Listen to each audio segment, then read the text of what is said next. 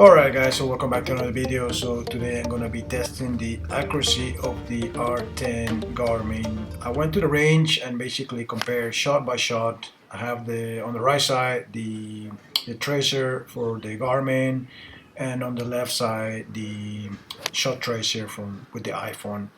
One thing that I noticed that I can tell you right away is that whenever I miss hit, I can see that the ball speed dropped, and hence the distance was way less. So I can confirm to you that on the shots where I hit it short, the Garmin did register as being short. So I think that is a great thing.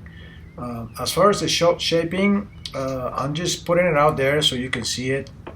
But I think a lot of this has to do with the alignment. I try as much as possible to align it to one target, but I think it's not. It's hard to get it perfect, in my opinion. It's not as easy to align the Garmin. Sometimes it did show that it was more of a draw, and sometimes it showed like a slight fade, and it didn't really they didn't show it correctly. But I mean, compared to the Mevo Plus, I done this with the Mevo Plus, and it's spot on. You can definitely see that it follows the ball. You can see the shot shape perfectly. So this one, I would say that sometimes it won't read it as good, the shot shaping, but it does a pretty good job as reading ball speed. And I think it won't. I mean, it's not going to give you like a super fade on a draw. That's not going to do that. But I'm just putting the two videos here so you can compare it. You can decide for yourself. Like on the last shot, it seemed like it was more of a fade than a draw, and it gave you fade. But it has to do a lot with alignment, I think. So I didn't have high expectations for this Garmin, and so I was quite impressed. I thought it was going to be worse, and I think it did a good job overall.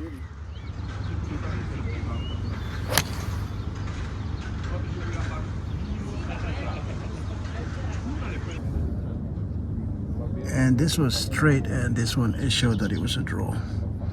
Not sure why. So like in that shot, sometimes that happened where it was straight and it showed like a draw, but a lot of times it could be the alignment. But then on other shots, it was perfect. I mean, there was a lot of those shots that it was straight or just a baby draw, and it registered exactly as it was. So it wasn't on every shot. I would say maybe like from 10 shots, maybe 2 were a little bit not perfect, but they were just minor. Now I'm not, I'm trying to be a little picky here. So like here, this shot I pulled to the left, and if you look at the Garmin, it will tell you that it went left. I'm not sure by how much, but it is quite impressive that it does tell you if it goes right or left. So I think this is very useful. Overall, I was impressed because it's something that you can use. I mean, you can learn something about your shot shaping. You can keep it. You can look at it later. Okay, so this is an example. The ball here went to the right, so it was a straight push, and the Garmin showed that it was a draw, a straight draw. So it didn't do it every time, but sometimes you get this kind of readings here. All right, guys, so I don't think it was bad. Definitely I was impressed because I wasn't expecting very much from this R10 Garmin. I tell you the good things about it. I tell you that the distances, I think they're spot on, because they were range balls obviously, and they were mixed with a mix of range balls where I hit. Some of them were good, some were bad, and every time when I miss hit, or I hit it off the toe, or I hit it a little fat, it definitely told me that I was short. And so you can trust it for the distance if you're using it for that.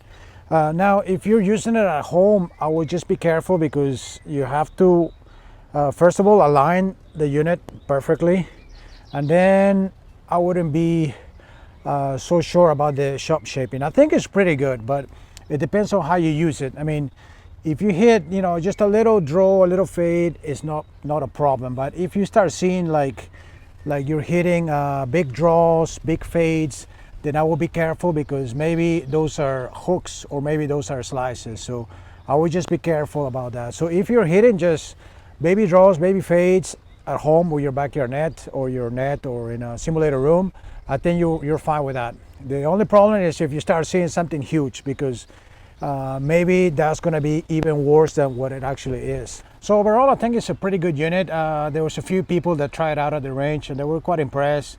Again, it depends on what you're going to use it for. Are you going to use it to try to find out your distances, or are you going to use it at home or at the range? I think at the range it was fine. I did notice just a few shots that it seemed like it was more of a straight shot, and it gave me a draw, and then there was one that it was like a push. I know it was a little push, and it seemed like it was straighter or even a draw. So, but very minor. I'm talking about not a huge difference, but I will be careful with that. It could be alignment, but I wouldn't be 100% reliant on that information. But if you're using it to see your distances and then somewhat your shot shape, I think it's fine. You know, as long as you don't rely 100% on the shot shaping, because when you go out on the course, it might be different. So just be careful with that. The unit is very handy. You just pop it in and get it with your iPad. You can see your numbers, your shot shape. I think they could do a better job on the screen. Everything is vertical. Even on the iPad, it was a little bit. I think it could be better. That's the same with Flightscope Mevo. I think a lot of these companies could improve on their design, on their software. I think it would, to make it look a little better, because a lot of times when you put the screen there and then you show like a little draw, I think it's better to make it a little bit more wider, you know, like, because at the course, when you miss it by 10 yards, it's big. I mean, when you're out there, you see that it's 10 yards is way to the left or the right.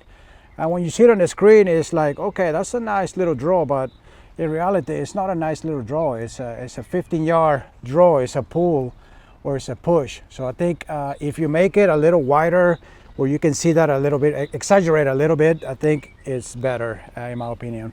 But other than that, I think I was pretty happy with the R10. It's the first time trying it for me. I like the unit. It's very, very handy, very small. So you can just take it and take it to the range. You can set it up at home as well. So quite impressed, I have to say. Compared to the Mevo Plus, I don't think you can compare it, because you will get a lot more data. And I would say the Mevo Plus is a little bit more reliable than the R10. I think they're not competing. They're in different categories. But if I didn't have anything, I wouldn't mind doing that. Now that I know what to look for, I would definitely try it, because you can learn about your distances at home and shot shaping, as long as you're not exaggerating with the draws and fades. I think it will be fine. But so anyways, I hope you enjoyed the review, guys. Make sure to leave a like and subscribe to the channel. Thanks for watching. Until next time.